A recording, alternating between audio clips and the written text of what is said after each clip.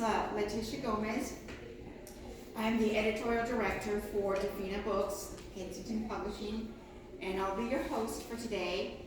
Before we get started, please note that immediately following this session, Angela is going to be signing copies of her book right outside the door at the Kensington booth there. So if you want a copy of the book autographed by Angela, please make your way there after the session.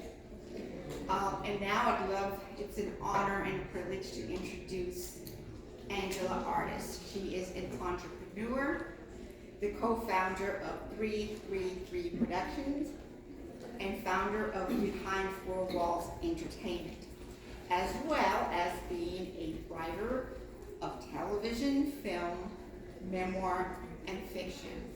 She's a former model and actress who appeared in All I Want, Black and Blue, and The Wayans Brothers. She also co-hosted a couple of radio shows, Talk with Angela and Hank, and Lipstick, High Heels, and BS. She's the author of 7 books, including the African American Literary Award nominated memoir, Inside a Thug's Heart. And she also has screenwriting credits on BET Movies, Hollywood Hearts, and Keys to the City. She currently lives here in Atlanta, and she can be found online at angelaartis.com. So thank you for being here, and we're going to kick this off by asking Angela to come up here and tell us a little bit about her book, Inside a Thug's Heart. Angela?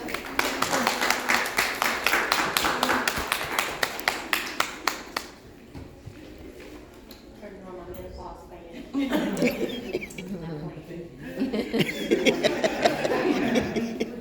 heard what they said about them fans. Hey, gotta get one. We say you don't care. When I was 24 and writing this book was about a young woman who took a bet to see whether or not she could get in touch with Tupac Shakur. This book was about possibility, it was about hope, it was about excitement, and me actually possibly maybe winning a bet in my life, which this is still the only bet that I've ever won in my life. Now, at 20 years later, this book is about perseverance, it is about believing, it is about anything is possible, following your mind. Although my mother, who was present, had lots to say in this book about the risks that I was taking, to the risks that I was taking as far as this bet went and where I wound up with this bet. But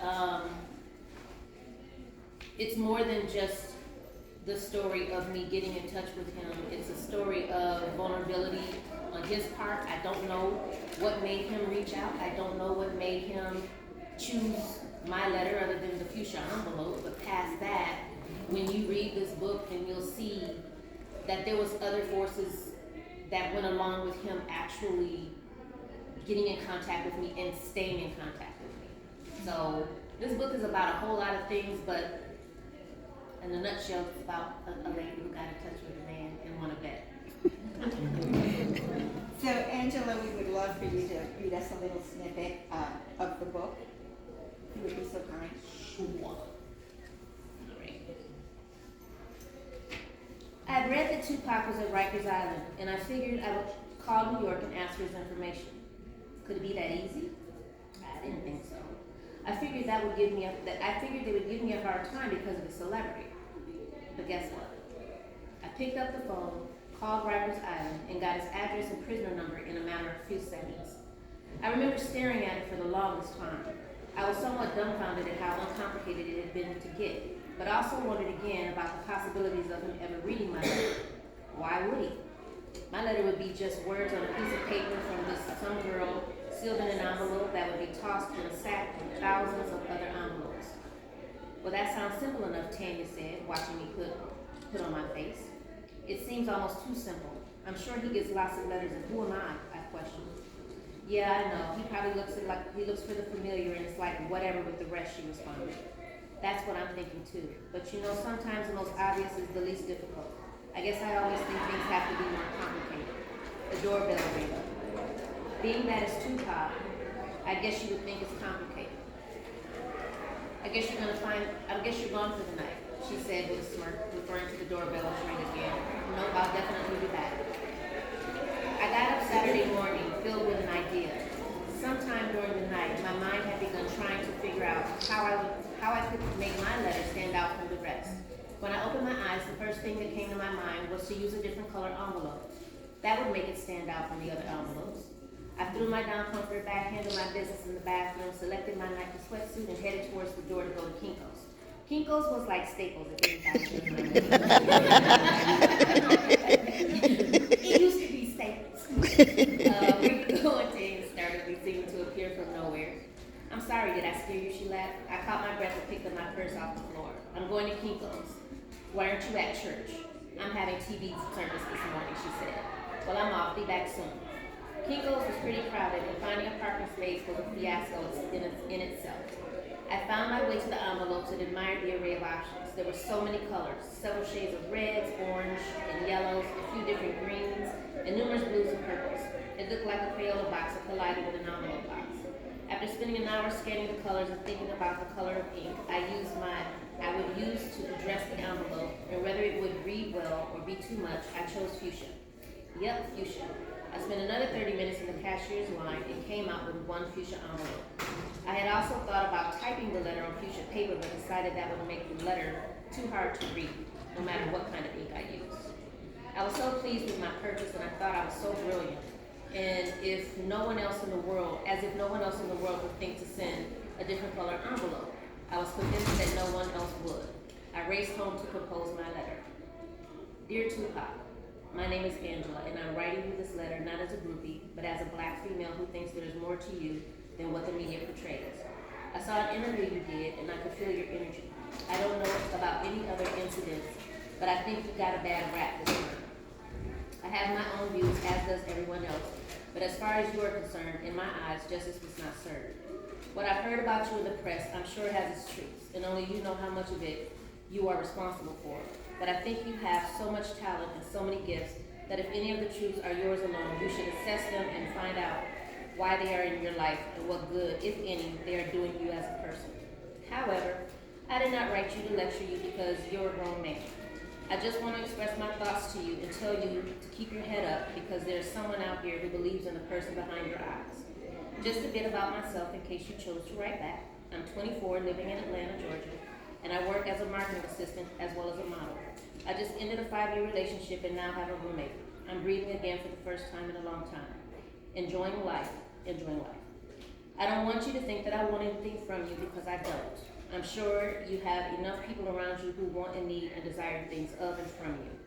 I'm going to give you my phone number if you should decide to call. Just in case. I work 9 to 5, get him home normally by around 6. Just so you have the time. Feel free to write me at the address on the envelope. If you choose to do neither, that's fine too.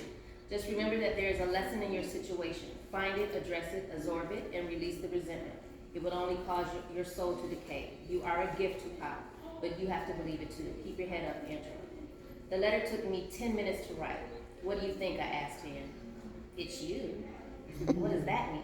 It's very direct and to the point. Oh, should I add anything else? Maybe send a picture? I asked, unsure.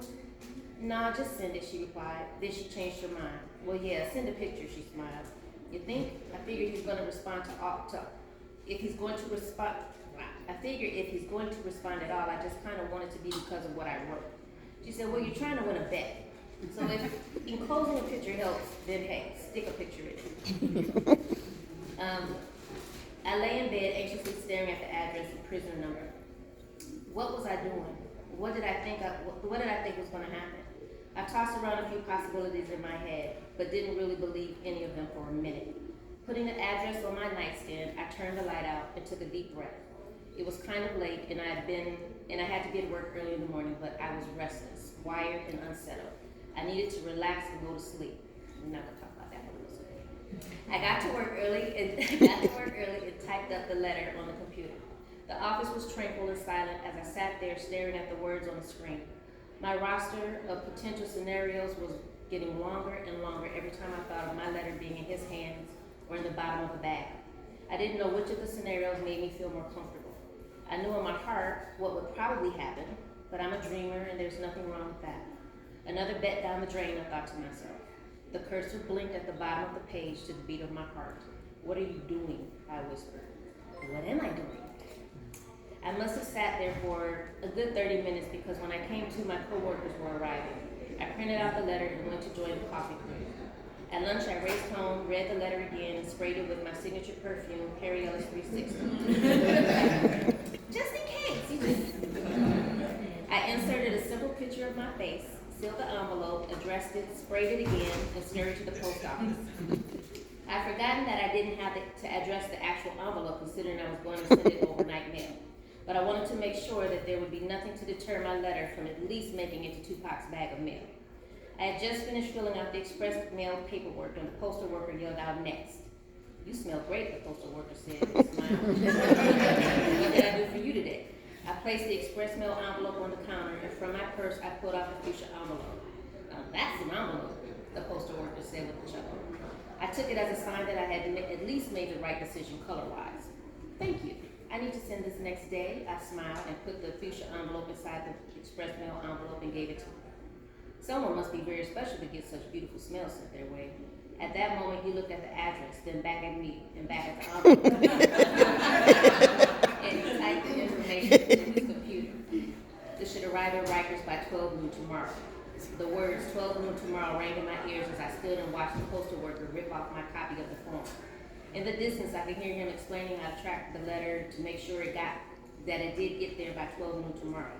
Noon tomorrow, I whispered. Yes, noon tomorrow, he said with an odd tone. I came to and realized he was giving me a I don't believe you wrote Tupac a letter look.